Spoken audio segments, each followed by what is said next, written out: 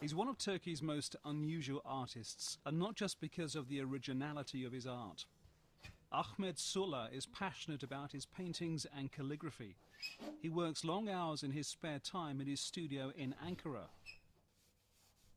a complete contrast to his day job as a counter-terrorism policeman who is rarely parted from his gun. My philosophy is that we all have an inherent temptation towards evil.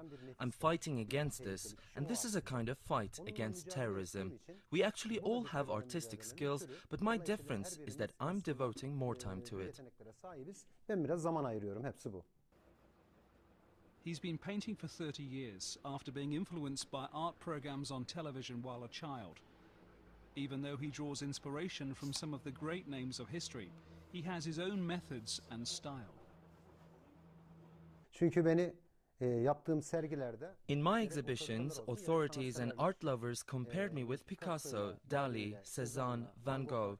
I do not claim to be better or worse than them, but my difference is that I'm bringing together various styles of art and opening my exhibitions with the name of Heart of the Word. What matters to me is expressing a message or a word, not drawing any object we see. That's why there's not any painter that I see as an idol. The two strands of his life take up plenty of time and effort, and he's worked hard to be a success in both areas. In his eyes, they run happily alongside each other. I see this as a gift. They both feed each other so much. You are better at policing because once you are interested in art, you are interested in the heart, in humans. It adds to this beauty. He has, he says, more empathy towards those he comes into contact with professionally because of his paintings and his drawings. Scores of them fill his home in Ankara, and many will be exhibited later in the year in Erzurum, in the east of Turkey.